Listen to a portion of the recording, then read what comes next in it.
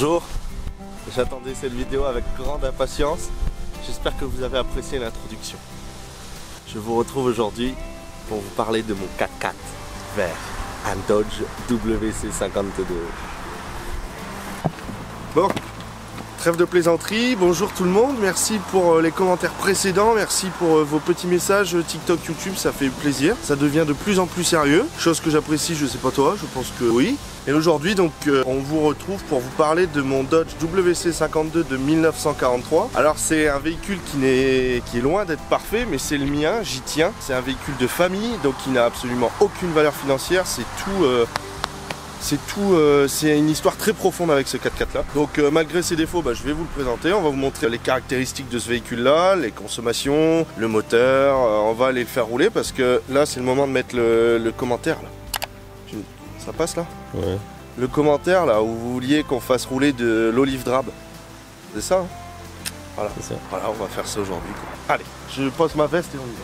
Alors, pour la petite histoire, je vais essayer de la faire courte parce que forcément moi ça me passionne, c'est peut-être pas intéressant pour tout le monde. Le Dodge, c'est un véhicule qui a été récupéré à l'époque par mon grand-père dans les années 80. C'est un véhicule qui sort d'un domaine. Donc un domaine, on l'a expliqué d'ailleurs pour la vidéo du P4. Un domaine, en gros, c'est tous les véhicules réformés, trop vieux, abîmés, matériel militaire et très sûrement autre chose. Mais en fait, c'est une structure qui récupère du matériel d'État pour le vendre à des particuliers, à des associations, tout ça. Voilà. Donc mon grand-père faisait partie d'une association donc, qui œuvrait pour le devoir de mémoire. Il a récupéré un Dodge, donc le même modèle mais en 6 roues motrices, donc un Dodge 6.6, canon de Beaufort, enfin voilà, tout du matériel pour le fournir à une association, cette association là. Et le Dodge faisait partie de ce lot là. Sauf qu'il l'a conservé, il l'a racheté pour lui en fait, donc c'est un véhicule qui est dans la famille depuis. Aujourd'hui j'ai 30 ans, je suis né en 94, le véhicule il est là, mes parents n'étaient pas encore mariés, que le Dodge était déjà à la maison. Voilà. Tous les autres véhicules ils sont restés à l'assaut et lui il l'a gardé en perso. Ouais, ça voilà, il l'a acheté pour lui. Donc voilà, il est passé par des formes et des états différents, il a servi de pot de fleurs, moi quand je l'ai récupéré, il était en état pot de fleurs. C'est-à-dire que dans la caisse arrière, il y avait un arbre, il y avait de la végétation, il y avait des mulots dans la boîte à gants, il y avait des oiseaux, des nids, des graines, des crottes, voilà. Enfin, c'était vraiment une épave. Donc même si aujourd'hui il n'est pas parfait, il est roulant, présentable, fonctionnel, en plutôt bon état. Et après c'est toujours une histoire, il faut jouer avec les finances, avec le temps, voilà. Donc chaque collectionneur fait comme il peut. Aujourd'hui, j'en suis très content. Surtout qu'on va en Normandie avec, on va en Angleterre avec. Enfin, je veux dire, on fait du bien, du sérieux quoi. Déconne pas.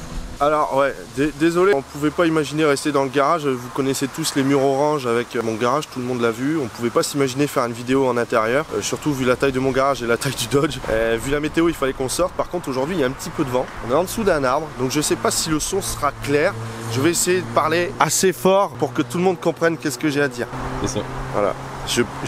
Aujourd'hui je mange la langue française, je la souille. J'ai pris mon petit téléphone pour vous sortir les détails techniques avec précision, pour surtout ne pas me louper, pour vous expliquer les caractéristiques d'un Dodge WC52. Alors il faut savoir que c'est le WC52, c'est le frère du WC51 qui est donc dans l'ordre WC Weapon Carrier, porteur d'armes. Tout simplement. Donc WC52, le 51 son petit frère qui est le véhicule identique, simplement sans le treuil à l'avant. Donc le pare-choc sur les 51 il est littéralement ici, donc on n'a pas tout ça, le treuil. 52 c'est avec un treuil, voilà, ça c'est pour l'information simple. Le Dodge WC est équipé d'un moteur T214 qui fait environ 92 chevaux avec une cylindrée de 3 litres 8, ce qui est ridicule puisqu'en fait c'est une cylindrée énorme.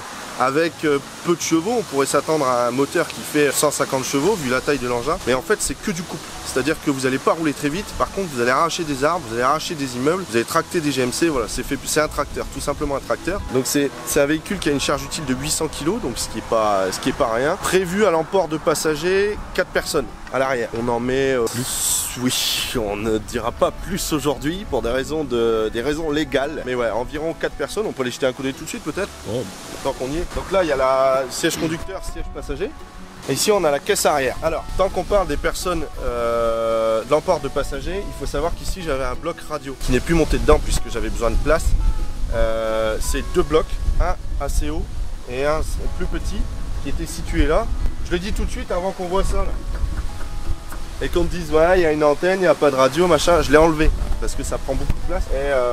Et donc voilà, donc là on met facilement 3 personnes de manière confortable. 3 personnes ici, donc ce qui fait un total de 6, plus une, donc 8 personnes avec le conducteur et le passager avant. Voilà pour l'emport de passagers. Attends. Tant qu'on était à l'arrière, donc sur le Dodge, il faut savoir qu'il y a eu plusieurs modèles de caisses, des caisses longues, des caisses courtes, des caisses en bois, des caisses en ferraille. Comment on les reconnaît? Sur celle-ci, donc c'est une caisse courte, vous avez un espace entre la roue de secours et la caisse. C'est-à-dire que vous pouvez passer là, c'est compliqué, mais vous pouvez passer là pour rentrer et sortir du véhicule. Il y a eu des caisses, le caisson là, parce que ça c'est du rangement. Hein. Voilà, le caisson ici vient coller à la roue de secours, donc vous devez sortir côté passager. Ensuite pour le plancher, là c'est un plancher métal, avec les bancs en bois, mais il y a eu aussi des planchers en bois, donc ça fait des lattes de bois avec des plats, des fers plats, un peu comme une terrasse en fait, c'est une terrasse roulante. Voilà pour les détails de caisse, un petit peu, parce que la caisse en fait c'est les 3/4 du Dodge, hein. Si on prend du recul, on voit bien en gros la caisse c'est les 3/4 du véhicule. Et tant qu'on est là, parce que ça j'avais fait une petite fraîcheur, pas une restauration, mais je lui avais fait une petite fraîcheur. Et en gros quand vous démontez un Dodge, la caisse est un morceau, elle s'en va, il y a le châssis qui est à nu avec le réservoir de carburant en dessous. La cabine c'est un autre morceau, vous l'enlevez. Et tout ce qui est à l'avant, les ailes, le nez avec le radiateur dedans, le capot, tout s'enlève. Alors ça en gros, donc la cabine elle s'arrête là, elle s'arrête à plat juste derrière le siège. Donc ça s'enlève, la caisse elle s'enlève, ça se démonte, ça se démonte, et ça s'enlève tout seul. Donc en gros vous coupez le véhicule en 3 morceaux, 3 gros morceaux. En plus on peut parler des différents carbus dessus. Et carbu Carter, Zénith. Voilà la grosse bébête. Alors pour ceux qui nous suivent depuis un petit moment, on voit toujours ma petite pompe. Donc pareil, plusieurs modèles de pompes, les 2 valves ou 6 valves, qui est pris directement là-bas dans le moteur avec le doigt d'amorçage qui est juste en dessous. Et ici vous êtes, par exemple c'est un carbu Zénith, donc vous avez plusieurs types de carbus. Et pareil pour les filtres à air, vous reconnaissez, ça c'est des filtres à air à bain d'huile. Donc là aujourd'hui les voitures, l'air passe à travers le papier pour être filtré. Là l'air vient lécher l'huile, ce qui vient, là au fond il y a un bain d'huile. Au fond il y a un bain d'huile, donc ça passe là-dedans. Et en fait toutes les impuretés elles viennent se coller tout simplement dans l'huile, sur l'huile. Et ça filtre votre air.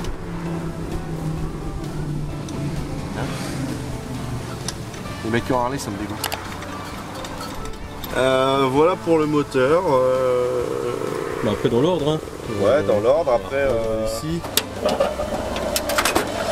Alors petit détail rigolo avec ce véhicule là, ou tous les véhicules marqués de la division blindée Leclerc. La division blindée Leclerc, vous reconnaissez les véhicules, donc c'est une division française. Vous reconnaissez les véhicules, les moustaches blanches. Moustache blanche, division blindée Leclerc. Ça aussi, vous avez forcément la France libre dessus. La France avec la croix de Lorraine. Ça, vous voyez ça, division blindée Leclerc forcément. Autre détail. Donc on a dit division blindée Leclerc, les moustaches blanches, France libre. Dernier marquage, le B. C'est pas écrit IB, c'est une lettre avec des barres. Donc une barre, 2 barres, une barre au-dessus, un rond, un B tout seul, un A, un B, un C. C'est tout simplement pour attribuer le bataillon de votre véhicule. Donc là par exemple pour le B, avec les 2 barres verticales, c'est le 2e bataillon de régiment de marche du Tchad, donc division blindée Leclerc. Donc ce véhicule là a techniquement 2 identités comme d'autres véhicules, les véhicules britanniques. Les britanniques qui ont aussi été équipés avec des véhicules américains, un petit peu moins que les français, puisque les français n'avaient rien du tout. Les uniformes pareil, les français c'était tout US. Donc vous avez 2 identités. On a le drapeau français sur le pare-choc, et ici on a malgré tout le USA. Ces véhicules là étaient fabriqués, donc véhicules américains fabriqués aux États-Unis, envoyés sur les zones de conflit. Après, les armées des pays demandeurs de ce matériel là attribuaient les marquages pour être identifiés. Donc c'est pour ça qu'on a des marquages et américains et français. Ça c'est pour reconnaître les véhicules et les différents types de marquages. Ouais, pareil. Et comme tu disais, même pareil. principe pour les uniformes. Même principe pour les uniformes. Donc, il faut savoir que nous, les Français, on a mangé un petit peu. Les Américains, ils ont été un peu les sauveurs. Même si ça plaît pas à certains, c'est de la politique. Ça nous intéresse pas. Moi, je regarde simplement que le matériel et les capacités industrielles. Voilà, les capacités, le matériel fourni pour pouvoir faire la guerre. Donc, les véhicules, le matériel, les uniformes. Nous, forcément, on essaye d'être propre. Le véhicule est identifié 2e bataillon de régiment de marche du Tchad, donc division blindée Leclerc. Avec l'équipe, on est en uniforme division blindée Leclerc. J'explique, les uniformes, ce sont des uniformes purement américains. Donc la chemise, le ceinturon, le pantalon moutarde ou HBT avec guêtre et les chaussures en peau de cuir tournée là. La seule différence, donc, ce qu'on pourrait remarquer, c'est que sur le ceinturon, c'est marqué US. L'armement, c'est américain, donc carabine M1, M1 Garand, Colt 45, Thompson, full américain. Seule différence, c'est que vous avez les badges de votre régiment. Par exemple, nous, on a le badge avec le chameau et le écrit en dessous Tchad sur le torse avec la France libre. Donc la France avec la croix de Lorraine dedans. Et en plus des insignes, tu as aussi les calots. En plus des insignes, on a les calots, donc fusilier marin, donc on a l'encre sur le calot, donc calot noir à liseré rouge. C'est tout des détails à savoir parce que ça peut être assez, on peut être assez confus quand on va sur des manifestations qu'on s'y connaît pas. On se dit tiens, c'est quoi ce foutoir là, c'est écrit USA, il y a un drapeau français dessus, c'est quoi le délire. Donc voilà, ça c'est pour reconnaître un véhicule. Après on a de quoi faire, hein. Il y a les Polonais, il y a les Britanniques, il y a nous les Français, les Belges. Et puis les Américains qui ont leur signe distinctif. Et les Américains, alors nous de notre tenue, donc on est en tenue américaine. Cette tenue là, si on enlève les badges avec le calot, vous récupérez un calot kaki. Ouais. Tu mets des écussons. Ah bah, de toute façon c'est tout simple. On va illustrer la chose. Donc on va dire, on se prépare pour aller faire une manifestation avec les copains, une commémoration. Donc bah, dans la salle de bain, on met quoi? Pantalon, chemise, chaussures, guêtres. Donc on est vierge techniquement puisqu'on n'a aucune identité. Aucune identité, je veux dire pas d'insigne, pas de badge, on n'a rien du tout. Donc soit vous mettez la veste M41 avec le col en V et les badges sur la chemise ou sur la veste avec la France libre, machin, tout ça. Ou simplement, si vous mettez ça, donc ça c'est la division blindée, au même titre que la division blindée Leclerc, donc française. La deuxième aussi. Qui est deuxième aussi, donc on a le tankiste, donc en gros on peut clairement choisir en fonction de notre humeur le matin comment on veut être habillé. Donc si vous mettez ça, vous êtes en division blindée US. Si vous mettez la M41 avec les pins, vous êtes en division blindée française. Très facile, c'est ça, c'est bien. Voilà, bien illustré. C'est bien, c'est propre. C'est mieux. On devient bon. C'est mieux. On devient... Donc plaque de tard, toujours les marquages américains. Étoile. Et donc, ce que tu disais, ce qui est bien, c'est que là, on voit vraiment toute l'identité d'un véhicule américain marqué dans français. Un régiment français. Ouais. Donc là, on a encore les moustaches blanches. Deuxième bataillon, donc B, 2 barres verticales, France libre, drapeau français. Voilà. Ça, pour ceux qui ne savent pas, c'est des pare-chocs. Ça, c'est fait pour être renfoncé. La tôle, elle est pliée en dessous. Là, on voit. Ici, là. C'est pris là-bas en bas, mais c'est fait pour absorber les chocs. Voilà. À titre d'information. Il y a un autre truc que je voulais dire. Ouais. Ça par contre, ça je t'en ai pas parlé, j'en ai parlé avec pour la plaque de tard. Détail là-dessus, j'en ai parlé avec un ami il n'y a pas très longtemps et on se posait la question parce qu'on a énormément de copains anglais. Donc ça c'est de l'anglais. De l'américain, mais je veux dire c'est les deux parlent anglais. Des accents, des variantes dans le langage. Weight, length. Longueur en anglais, length.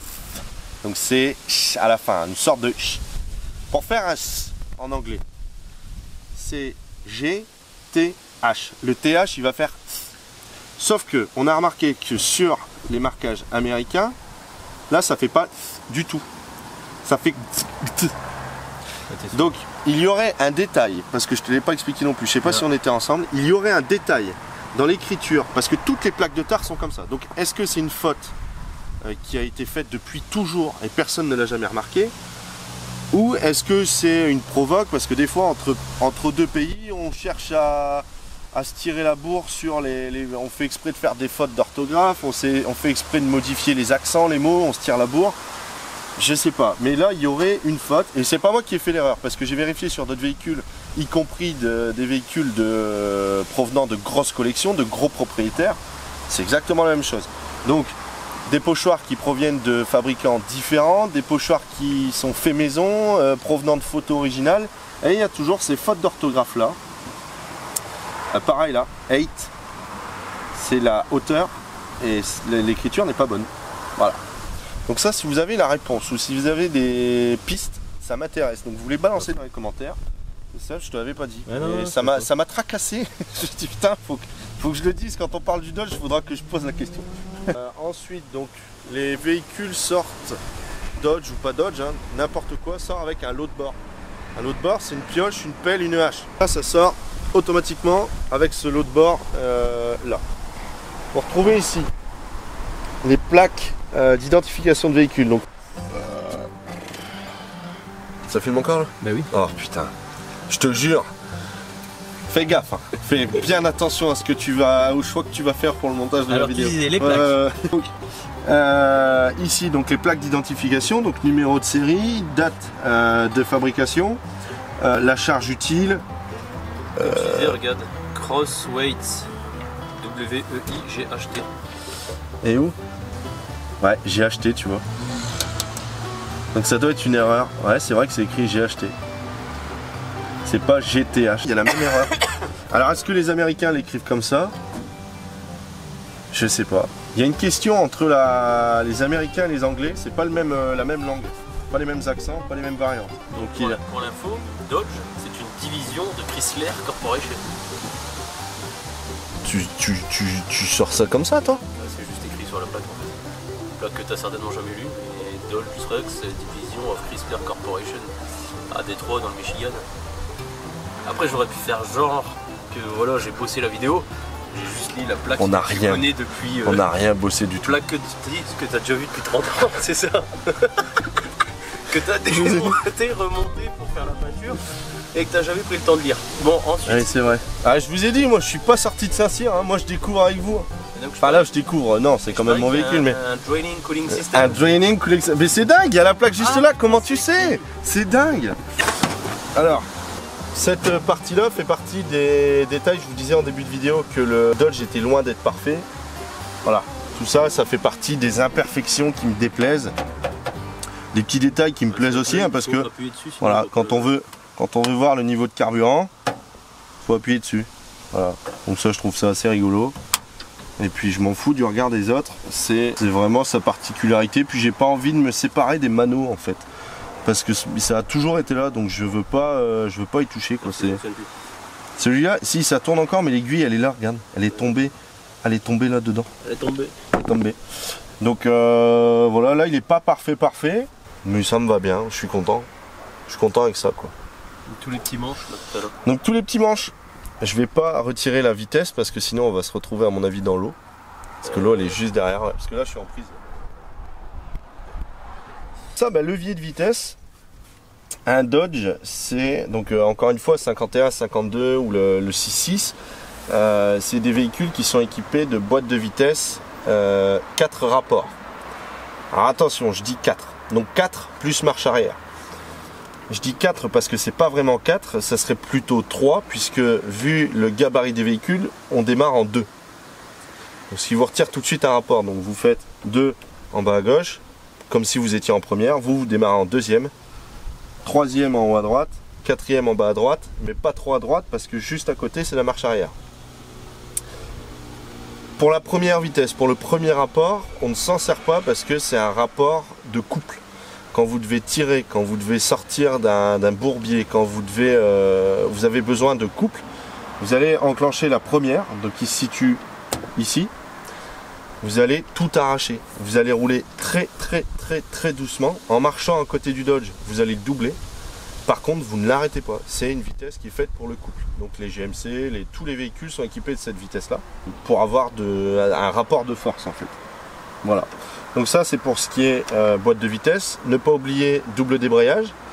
Le double débrayage, donc par exemple, vous êtes en deuxième, vous êtes lancé. Pour passer la troisième, vous allez appuyer sur la pédale, revenir au point mort, lâcher la pédale, rappuyer sur la pédale, passer la troisième vitesse. Pareil pour la quatrième et pareil pour rétrograder. La seule différence c'est que pour rétrograder, vu que vous allez arriver sur un rapport plus haut, enfin vous allez devoir, en rétrogradant, vous allez devoir remonter le régime moteur avec le régime de votre boîte de vitesse pour pouvoir passer votre rapport. Donc il faudra mettre un petit coup de gaz pour synchroniser les deux. Ça sert à ça en fait. Il faut synchroniser le moteur à la boîte, sinon ça craque. Voilà, embrayage, boîte de vitesse, c'est tout pour l'instant. Quoi qu'on n'oublie pas l'embrayage, il y a un petit détail encore avec le treuil, je vous l'explique tout à l'heure. Ça on l'expliquera peut-être en marche. Ouais. Plus simple. Donc là pour l'instant pour le treuil, c'est ce levier là. Donc vous avez un loquet de sécurité parce qu'il ne faudrait pas que le crochet accroché sur le pare-choc, vous mettiez un coup de genou pour faire tourner le treuil, soit le câble se déroule complètement, soit vous arrachez votre pare-choc, voilà, enfin c'est pas souhaitable. Donc vous tirez, vous poussez, je sais jamais pour embobiner ou dérouler, je sais jamais le sens parce que je m'en sers très rarement. Mais on essaiera tout à l'heure, donc je pourrais vous le montrer. Frein à main, ici, ça pareil on l'a évoqué dans l'épisode boîte de transfert. Donc le frein à main qui vient non pas se serrer au niveau des tambours ou des roues, mais qui vient se prendre directement en sortie de boîte de vitesse sur une flasque, un peu comme un tambour mais c'est une flasque. Et en fait les mâchoires viennent serrer la flasque. Et ici à droite, donc comparé au P4 où vous avez pu voir aussi qu'il y avait blocage de pont, petite vitesse 2, grande vitesse 2, 2-4, enfin voilà, tout un système de différentiel. Ici il n'y a rien de compliqué, vous avez un manche. Vous êtes en 2 roues permanent, donc propulsion permanent, 4 roues, c'est tout. C'est soit vous êtes en 2, soit vous êtes en 4. 4 roues motrices, je précise. Soit en 2 roues motrices, soit en 4 roues motrices. Voilà pour l'intérieur. Après, pare-brise, tant qu'on est à l'intérieur. Donc le pare-brise, il se lève complètement. Voilà. Ça, c'est pas mal aussi, ça. Voilà, donc vous resserrez là-bas quand vous voulez le bloquer en position. Il y a aussi le pare-brise qui se baisse complètement. Ouais, donc ici pour ouvrir le pare-brise en mode casquette. Ou sinon, ouais, vous avez les loquets là, juste là. Non, toi, faut que tu le lèves, ouais. Voilà, ça se baisse. Et ça pour l'apéro, mon gaillard. Ça, c'est pas mal du tout. Et donc, du coup, sur le même principe que... Même principe que le P4 avec les crochets aussi, oui, pour accrocher le pare-brise. Ça, il y a aussi sur le P4, mais sur le P4, c'est des élastiques. Et du coup, là, sur le même principe que baisser le pare-brise, là, ici, ça se fait en configuration Texan. Ouais. Mais en fait, tu peux du coup après enlever les arceaux, enlever la bâche, et puis il est complètement ouvert. Tu peux tout bouger. Comme là, normalement, c'est parce que là, t'en as pas parlé. Mais ici, il y a l'affût, avec le calibre 50. Mais sinon, en fait, après, sinon, il y a la bâche qui vient recouvrir tout et est complètement fermée, quoi. En fait, on était en configuration pour Haïcourt, pour le pas de calibrer. Et en fait, dans le convoi, tu sais, pour le dimanche, quand on attend longtemps dans la rue, là, qu'il fait du soleil et qu'on est en uniforme bien chaud, il fait bien chaud, j'essaie de garder un petit morceau de bâche pour qu'on ait un petit peu d'ombre. Sinon, je débâche tout. Tu peux descendre les côtés, derrière, tu peux tout enlever. Moi, j'ai fait un système de goupille là pour retirer les arceaux complètement. On peut faire tout ce qu'on veut. C'est pour ça que j'aime bien les Dodge. C'est pas parce que j'en ai un, mais si je devais acheter un véhicule, ici on parlait des prix et tout ça là. Parce que ça aussi on nous l'a reproché. Ça, on l'a reproché pour le P4. Alors, on va parler argent là. Argent. Donc pour parler prix, on va parler Le Bon Coin, Milweb. Qu'est-ce qu'il y a d'autre comme site? Beaucoup sur Facebook, et après le plus c'est le bouche à oreille en fait. Ouais, bouche à oreille. Une connaissance qui dit ils vendent un truc. C'est surtout comme ça que tu trouves les bonnes affaires. Donc les Dodge, alors il faut vérifier la conformité, voir si il n'a pas été francisé au possible ou démoli, s'il est en bon état général, la rouille, les boîtes de vitesse, les freins, enfin voilà, tous les détails techniques qu'on pourrait exiger aussi sur un véhicule normal. Un Dodge, pour moi, il faut compter entre 15 et 25 en fonction... Ouais, là, je prends vraiment... Ouais, voilà. Actuellement, si tu veux un truc clé en main, restauré, conforme, faut être dans les 20. Entre 20 et 22. Ouais, 20 à 22. Facile. Ouais. Tu peux avoir un truc qui va nécessiter juste un petit rafraîchissement. Tu peux compter 18, on peut oui. 18. Après, c'est comme je disais, c'est du bouche à oreille. Tu vois, sur un camp, tu sais qu'on va te dire, attends, il y a un tel sur le camp, ils vont faire un véhicule, mais il y a des annonces nulle part. Ouais. Donc en fait, il n'y a que, et c'est comme ça, il y a plein d'exemples. Il y a plein d'exemples comme ça, où en fait, tu ne sais pas, et puis quand tu regardes sur le Bon Coin, t'as pas toutes les bonnes affaires, parce qu'elles se font directement sur les camps. Tout dépend, c'est au petit bonheur à chance, il faut se renseigner, il faut voir. Et puis il faut surtout, je pense, avoir aussi un petit pied dedans, parce que sinon, faut avoir un pied dedans, faut avoir les connaissances, les contacts. Ouais. Parce que tu prends avec l'exemple de Bully du Squadron. Ouais. Bah en fait c'est un tel m'a dit qu'un tel vendait son truc. Ah bon attends je vais le voir. Et bien joué il y avait des annonces nulle part. Ah ouais, bien joué son truc là. Bah voilà. Bonjour Bully. On va voir s'il regarde les vidéos, on va vérifier. Bully, si t'as pas vu la vidéo, je te pote le cul. Voilà pour le prix. Voilà, je sais pas. Est-ce qu'on irait pas rouler un petit peu là? Faire un petit tour, ouais, ok, on va montrer le double débrayage. Double débrayage, on va essayer de sortir le treuil. J'ai pris mes gants. On va essayer de s'entendre aussi. Ouais. Est-ce que vous avez vu que j'ai mis un jean aujourd'hui? Je me suis fait beau. rien que pour vous. Ouais, on va aller l'essayer. Allez, on y va. Alors, contact. Moi, j'ai pas le bon contacteur. Ça se démarre au pied, un Dodge. Je sais pas, on le montrera tout à l'heure parce qu'à mon avis, tu vas devoir faire de la gym pour y aller. On appuie. Pression d'huile, on vérifie tout de suite. Pression d'huile, ampèremètre, réservoir de carburant et température d'eau. Voilà, ça c'est les indications primordiales quand on a un véhicule de collection, militaire ou pas militaire. Quand on a une vieille machine, c'est des données extrêmement importantes. Direction assistée. Je rigole, hein. Pour les plus naïfs. Ah, t'en as monté une dessus? Ah, t'as monté une DO? Oui, bien sûr. Alors, là on peut essayer la première tout de suite. Je vous parlais tout à l'heure, la première vitesse, le premier rapport est extrêmement lent. Donc tout doux au relâchement de l'embrayage. Voilà, là je suis au ralenti, ralenti en première. Donc c'est très lent. On peut marcher à côté. Ouais, large. Et en montant dans les tours, on va pas aller beaucoup plus vite. Par contre, on va avoir énormément de force. Donc là, si j'accélère,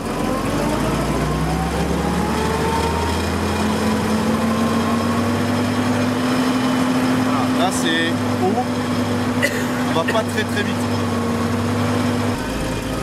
Et pour rétrograder aussi, je vais vous montrer le double débrayage après, mais pour rétrograder, là je suis en troisième, j'appuie, point mort, je relâche, petit coup de gaz, voilà. Un art. Troisième, j'appuie, point mort, je relâche, je rappuie, quatrième.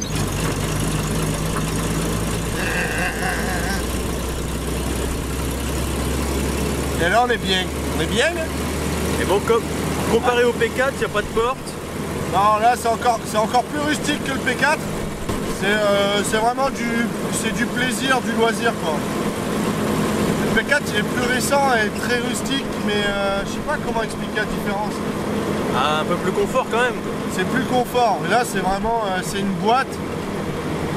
C'est une boîte en ferraille, 4 roues et un moteur. C'est vraiment c'est rustique de chez rustique.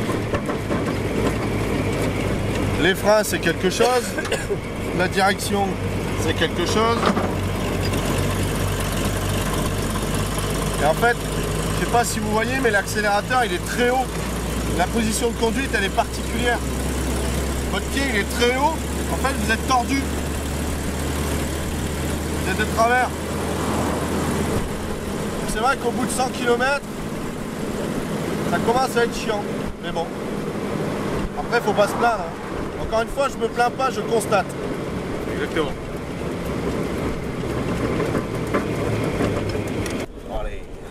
Allez, dans les chemins. La conduite c'est merdique, le bruit c'est merdique, les freins c'est merdique. On n'est pas là-dedans pour attendre du confort. Hein. Donc là peut-être essayer de trouver un petit chemin, montrer le treuil. Ouais là un peu de 4x4. On va essayer d'aller salir les pneus un peu. Dans le Pas-de-Calais on n'est pas très riche en... Enfin surtout de mon coin, on n'est pas très riche en site off-road. On va essayer d'aller salir les pneus un petit peu quand même. Pour votre plus grand plaisir. Donc là, des petits chemins. Ouais, des petits chemins. Le siège, c'est des ressorts. C'est une carcasse en ferraille avec des malheureux ressorts en dessous qui vous rentrent bien dans l'os du cul, vous voyez. Donc confort vraiment zéro. Direction très dure. Après moi, ma direction elle n'est pas en super forme. Les suspensions, vous pouvez remarquer qu'on est très stable. Ouais, un peu. Voilà, alors c'est un véhicule militaire, donc c'est même ridicule que j'aborde le point confort. Ça peut être intéressant de le dire parce qu'aujourd'hui c'est des véhicules loisirs entre guillemets.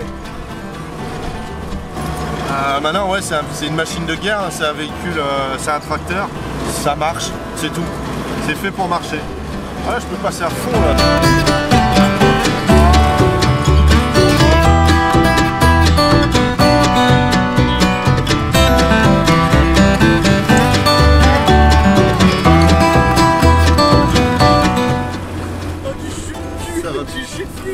Puer la merde dans le garage. C'est rigolo.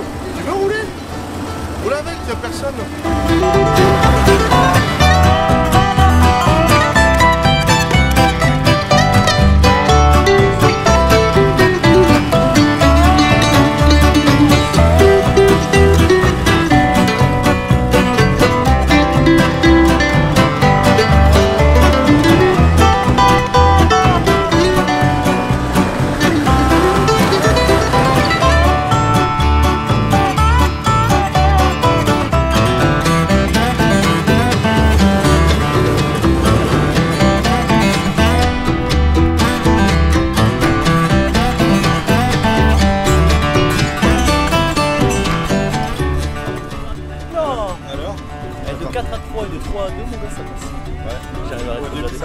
Ouais, au début, et après j'ai capté le truc, et là-bas j'ai fait 4, et là je fais 3, je dis.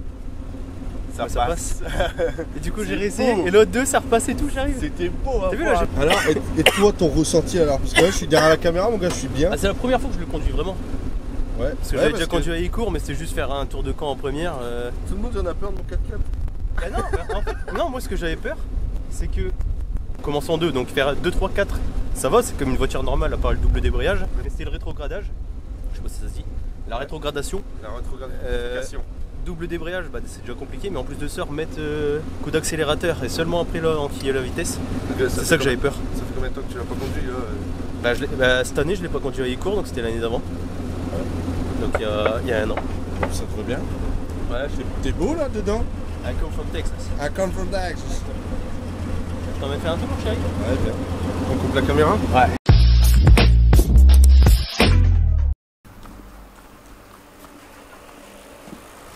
Allez, va doucement, nana. Va doucement, nana.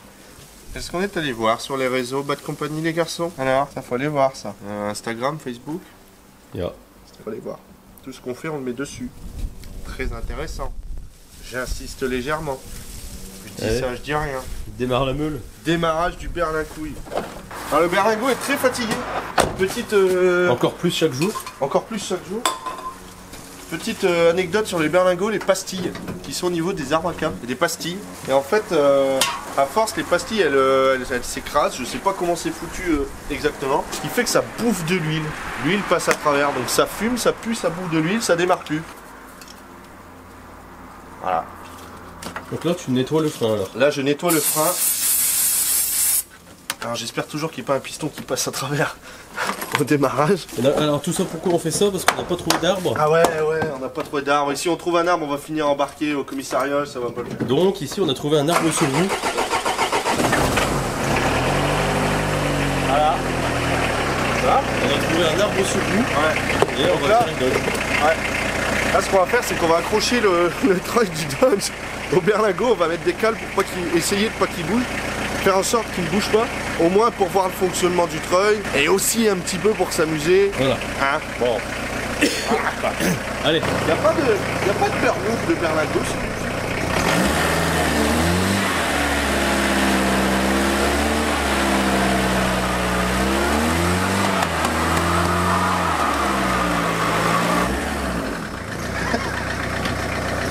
Donc cet acte est réalisé par des professionnels. Surtout. Alors, ça c'est parce que normalement ici, donc un treuil comment ça marche? Ça c'est une prise de force, donc ça tourne, c'est ce qui est relié mécaniquement. C'est près à la boîte de vitesse si je dis pas de bêtises. Et en gros là normalement ici, soit c'est craboté, donc là il est craboté puisque c'est enfoncé dans l'enrouleur. Normalement ici il y a une fourchette, avec là il y a les deux trous, il y a une position, on fait ça. Sauf que c'est une fourchette en fonte, et la fonte c'est très fragile, ça casse. Donc là je suis obligé de le faire avec un levier, s'il veut bien bouger, que je sois pas ridicule devant tout le monde.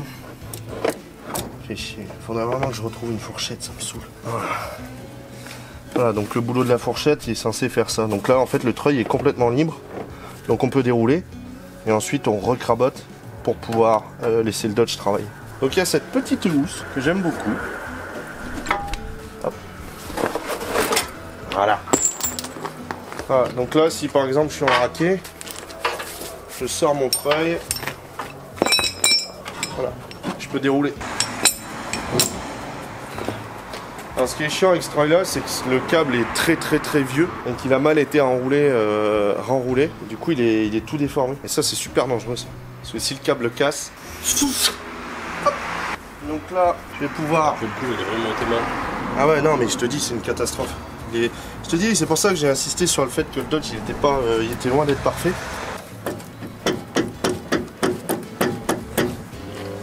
Il y est là. Hein. Ouais. Voilà. Là, on est craboté. Donc c'est une crabotation. Crabotification. Ensuite. Et ensuite, ça se passe à l'intérieur. Donc là, je pense que ce qu'on va faire, c'est qu'on va pas, je vais pas bloquer les freins parce qu'en fait, j'explique le système. Bon là, malheureusement, on a que le berlingot, c'est rigolo, mais j'aurais voulu avoir un arbre pour prouver la force un petit peu du treuil. On va essayer de se servir du berlingot comme point d'accroche, donc fixe. On va essayer de faire en sorte qu'il bouge pas, et simplement pour faire avancer le Dodge. Sinon, si vous devez arracher quelque chose ou tirer un véhicule avec le treuil, le véhicule qui tire est censé être fixe ou bien en prise. Je m'explique. Le treuil, donc là par exemple on va le mettre en config, on enlève la sécurité, donc soit vers l'avant, soit vers l'arrière pour dérouler ou rembobiner, je sais plus exactement. Mais en fait sur le principe, le treuil fonctionne avec l'embrayage. Donc si on est au point mort, on appuie sur le frein et on doit jouer en même temps avec les gaz pour pas que le Dodge bouge, mais pour pas que le moteur cale non plus à cause de ce qui est accroché au treuil. Ou sinon, si on doit tirer quelque chose, on peut aussi se servir de la marche arrière, enclencher la marche arrière, donc débrayer, enclencher la marche arrière, enclencher, rembobiner sur le treuil et ensuite gazer. Donc le Dodge va reculer et en même temps le treuil va tirer. Voilà, pour vraiment avoir un maximum de force. Donc là, je vais essayer. Je suis pas sûr de mon coup, mais je vais voir. Donc là, si je fais ça, donc je débraille. Là j'enclenche un sens, je vais vérifier parce que je me rappelle plus. On pousse pour enrouler, on tire pour dérouler. Donc là je suis enclenché, d'accord, je suis au neutre. Si je lâche, vous allez l'entendre au bruit, tu vas les filmer dehors.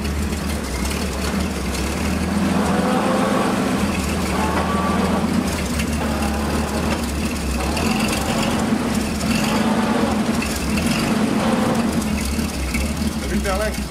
Non.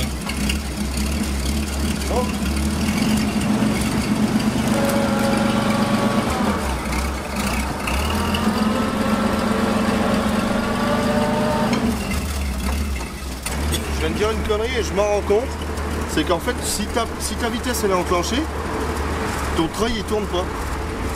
Par contre sans toucher, si je débraille, enfin si je me remets au point mort, avec toujours ma position enclenchée, ça fonctionne. D'accord.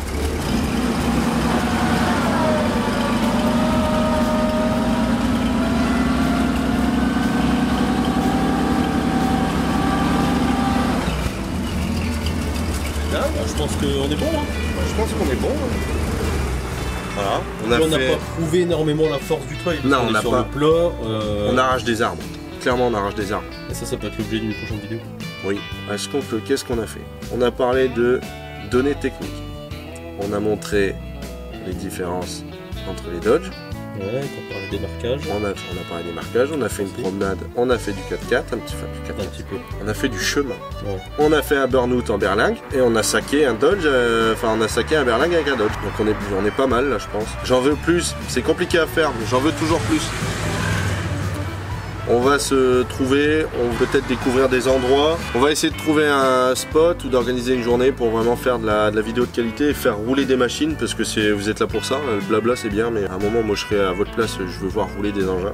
J'espère qu'aujourd'hui ça vous a convenu. Nous on s'est bien amusé encore. Hein. Oui. Et pas mal comme ça, ça relance un peu la série de présentation de véhicules plus militaires, deuxième guerre. C'est ça. Et puis après, le but, ça va être d'essayer de présenter un peu parce que tu as les connaissances, on connaît des gens avec du Duck, du Ward, du Diamond, de l'international, du Weasel. Des gens avec des ateliers. À présenter des ateliers. Des entreprises. On doit y aller. Mais après, Weasel, il y a Harley à faire. Ouais. Bientôt un chapitre de Jeep qui va arriver début mi-octobre. Mi-octobre, il y a 3 vidéos qui vont suivre. Ouais. Donc il y a pas mal de petits trucs qui arrivent quoi. Mais surtout ceux qui s'intéressent à la deuxième guerre, il y aura pas mal de véhicules qui vont arriver quoi. C'est exact. Est-ce qu'on clôture? Oui. Oui je pense. On clôture. Salut. Non, je rigole. Merci d'avoir regardé. J'espère que le format vous convient toujours. S'il y a des choses à améliorer, n'hésitez pas. On se retrouve très vite. Chapitre Jeep, on a dit.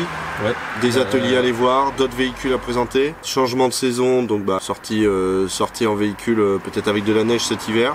Un peu plus de trucs dans le garage aussi. Un petit peu plus de changer trucs. ta déco. Ouais, c'est ça. Changer la déco. Qu'est-ce que je veux dire? Ouais, changer la déco, casser un mur, agrandir. Des baignures, on n'a toujours pas parlé de baignures. On n'a pas fait la baignure, on n'est pas bon. On n'est pas bon, on a fait beaucoup plus de sorties cette année. Donc. Ouais, c'est vrai. On peut pas tout faire, hein, les gars, on peut pas tout faire. Bref, merci d'avoir regardé. Bad Company, Facebook, Instagram. Vous allez sur TikTok, abonnez-vous à la chaîne YouTube. Et puis on se retrouve dans 2 semaines du coup, c'est ça? C'est ça. On est bon? Oui. On dit au revoir à tout le monde. Mais dans 2 semaines, on sait toujours pas ce qu'on fait. Chut. Si, on sait exactement ce qu'on fait, on est des professionnels. Au revoir tout le monde, gros bisous, prenez soin de vous.